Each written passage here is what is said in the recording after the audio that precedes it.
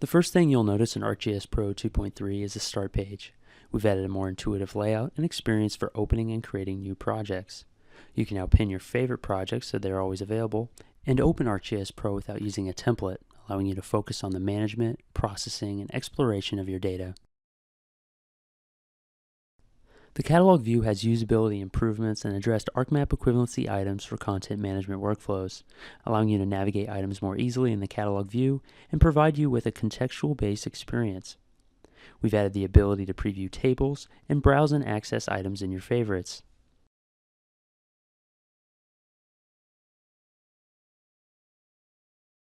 Using the Open in ArcGIS Pro button on the Item Details page, you can now open items from ArcGIS.com directly into ArcGIS Pro without creating a project.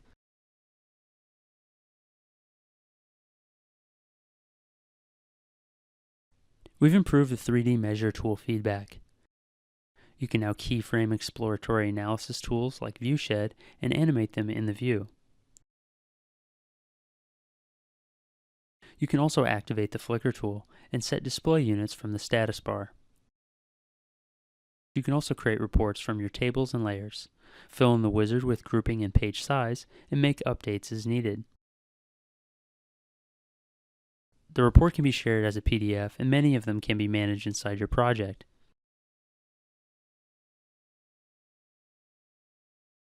Adding to the native support for Revit files in ArcGIS Pro 2.2, in 2.3 we introduced the Building Scene layer. Building Scene layers optimize the caching and rendering of large complex BIM files both in ArcGIS Pro and online in the Web Scene Viewer with the new Building Explorer tab.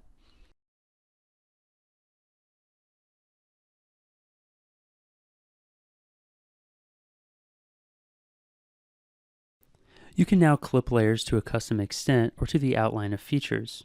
You are additionally able to exclude some layers from being clipped. A new equal area projection for world maps called Equal Earth has been added to the list of coordinate systems. Layers can now have multiple definition queries that you can switch between. Queries with the same name can be applied to multiple layers at once. You can also now change the view clipping of a scene to prevent close-up objects from being clipped from the view. The new heat map drawing method allows you to make accurate comparisons of different data when viewed at the same scale. 41 new color ramps have been added, including one designed specifically for colorblind readability. You can now refresh values on symbology to account for updates to your data. For polygons, you can choose to apply the color scheme to the outline and regenerate all symbols to restore symbol defaults. And finally, you can now change the legend patch shape for polygons and lines.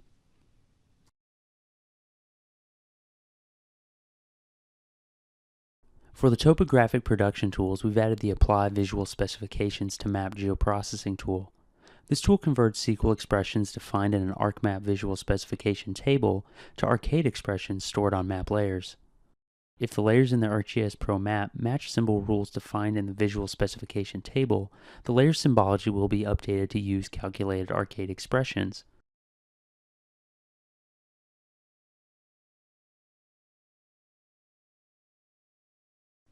A new stream layer option allows you to draw track lines showing the paths and features traveled along.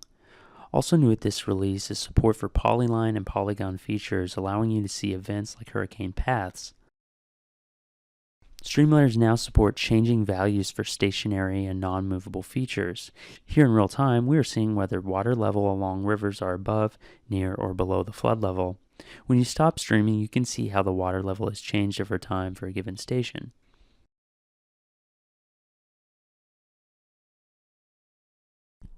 Vector tile layers can now draw vector tile styles that reference more than one source. In this example, the contours come from one source, while the roads and rivers come from another, and are blended together at draw time. Military symbology support has been expanded for better conformance to the specifications and configuration properties, such as the ability to flip to dark mode and turn frames off. ArcGIS Pro has also expanded map notes. Point, line, and polygon map notes and text map notes allow you to easily construct text on your map.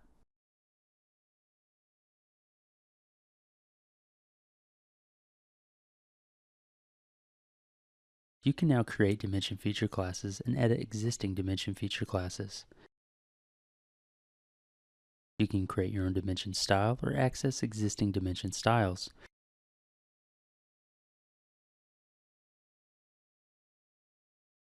Once created, you can view and edit the layer properties and the feature class properties.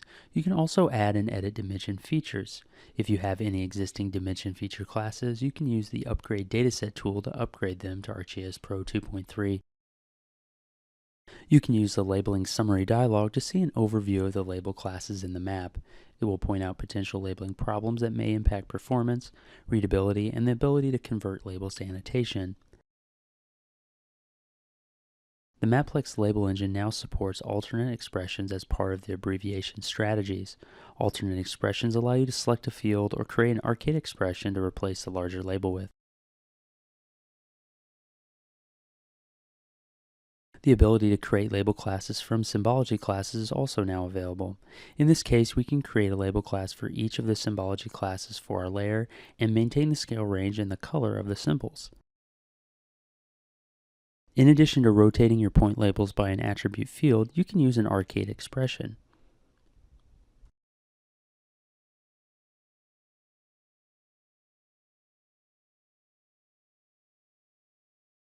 With charts, we've introduced new ways to visualize multiple dimensions. Add a third numeric variable to your scatter plot to create a bubble plot, capturing 3 dimensions in one visualization.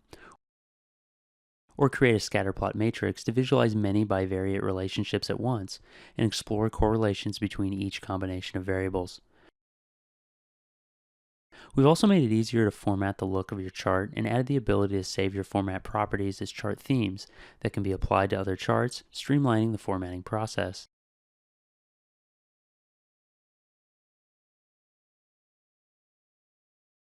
In page layout, we've added support for reference grids. You can add them to your layout in the same way you add grids and gradicules.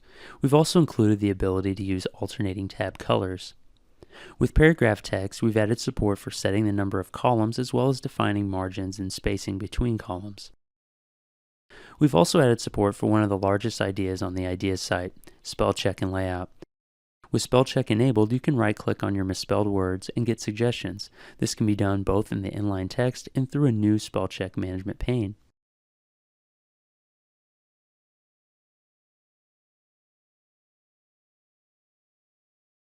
LocateXT is a new extension for ArcGIS Pro that allows you to spatially enable coordinates, place names, keywords, and dates. You can copy text from the web and paste it into the pane, or drag and drop folders. The data will be displayed on the map with pop-ups containing the results.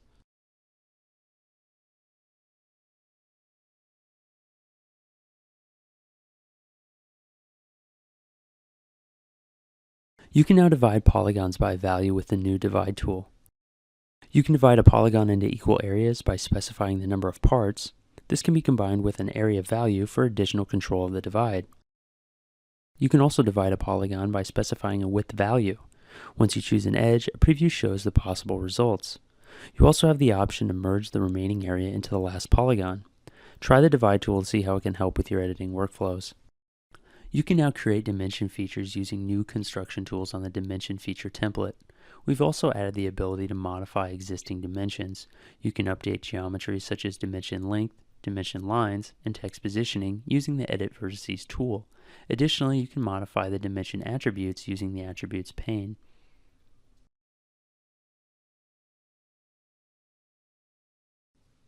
Attribute rules can now be authored against other layers. For example, if I create a new transformer, I can calculate its unique ID based on the containing substation. The same calculation rule can also now act as a constraint rule.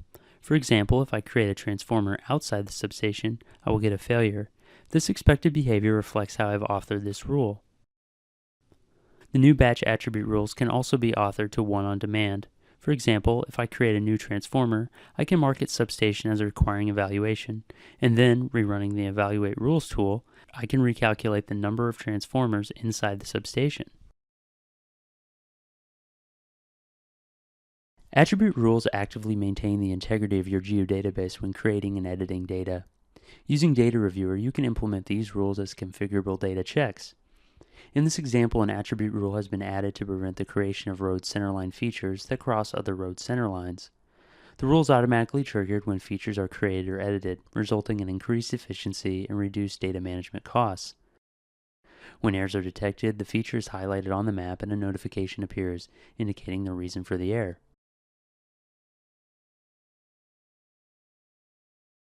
We've implemented a new data design feature at 2.3 called Contingent Values, where domains allow you to restrict field inputs to a list of valid values. Contingent values let you set specific combinations so that the value on one field is dependent on the value of another. To work with contingent values, first create domains and their values, apply those domains to the appropriate fields on a table or feature class. In Contingent Values view, make a field group with the fields you want to create contingent values on, and then apply values to the fields in that group.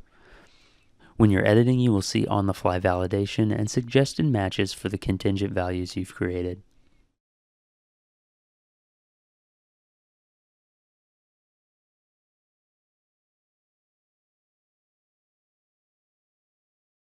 You can now save full motion video metadata to feature classes in a geodatabase for sensor, video frame footprint, and frame centroid.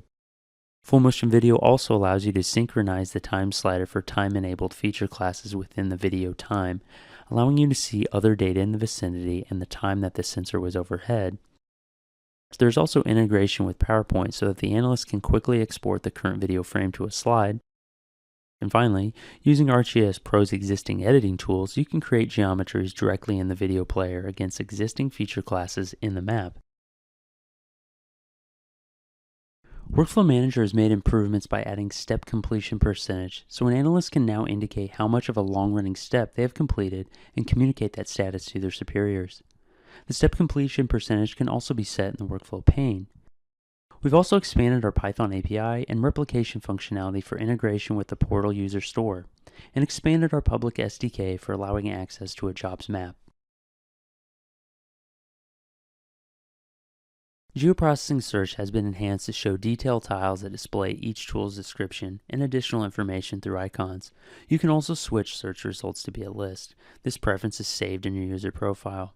A new memory-based workspace is supported for output feature classes and tables created by geoprocessing tools. Memory feature classes and tables are stored in your system RAM and are fast to read and write, and can be used to intermediate outputs that you don't want to persist to disk or to a geodatabase. You can use the Enable Undo toggle to undo certain geoprocessing tools after running them. Use new controls to undo, redo, save edits, and discard edits.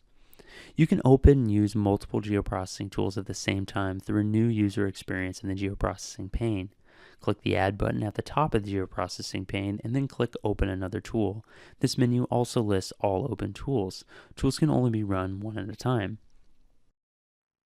A new geoprocessing option is available that controls whether output datasets created by geoprocessing are automatically added to a map. A number of geoprocessing tool outputs have custom symbology, charts, labels, pop-ups, and other layer properties to help you understand the analysis results. New in ArcGIS Pro 2.3, these layer properties are automatically stored in the dataset metadata.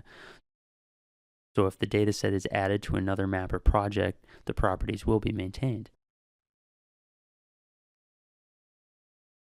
You can add geoprocessing tools to your model in new ways.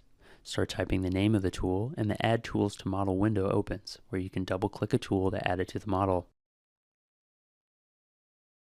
Similarly, you can click Insert, search for a tool, and double-click it to add it to the model. New context commands are available when you right-click in your model. You can create variables or labels, validate and run your model, and auto-lay out the diagram or route of all model links. In Business Analyst, you can now build and use custom data like sales by zip code. These, along with ArcMap BDS layers, are accessed in the Tools Data Browser. Territory Design now has a helpful ribbon that includes new constraint methods and exporting. We've added market penetration and new trade area techniques, and improved search capabilities in standard geographies. And finally, the infographics tool is completely revamped. New default templates are available for all ArcGIS Pro users, or you can view shared templates from your organization. We've introduced deep learning methods for feature extraction to accurately detect objects in an image. You can also perform image classification using the Classify Pixels geoprocessing tool. In orthomapping, you can access exterior orientation table files for defining your camera parameters. The Ground Control Point Manager has also been enhanced. You can now access rasters directly from cloud stores. When you add a raster dataset without pyramids, you will be prompted to build them. You can even set your choice as the default. If you want to change the default in the future, you can change it within the raster and imagery options. When publishing raster data as a web layer, the WCS properties can be updated from the Configuration tab by selecting the Edit button. Additional network dataset property pages are available to see the current settings as well as make changes.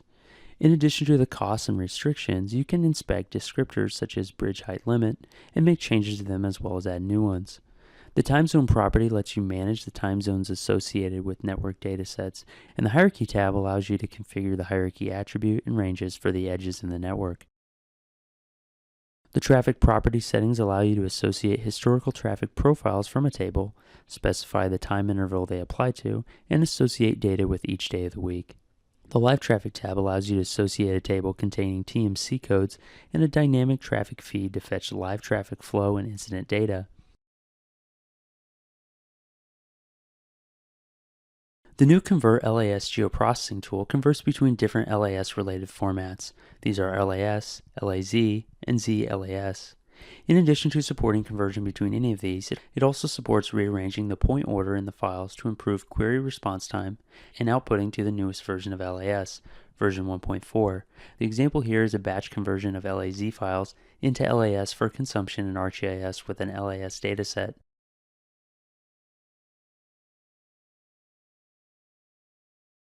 You can now publish map services to standalone ArcGIS server with scripting in Python. You can also publish building scene layers. Building scene layers allow you to share 3D content sourced from specific data types across the ArcGIS platform. You can use building layers or Revit data to create a building scene layer.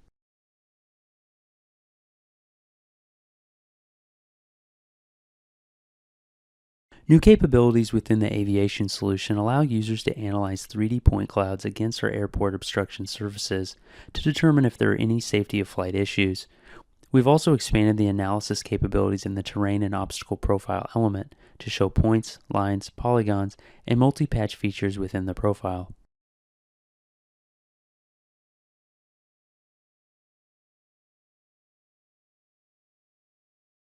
The ArcGIS Pro SDK at 2.3 provides new capabilities for map exploration, with a new table control as demonstrated here. There are also new capabilities for tabular data-focused workflows. This release also brings the ability to customize reports through the sim. And for layouts, we have new support for building and managing map series.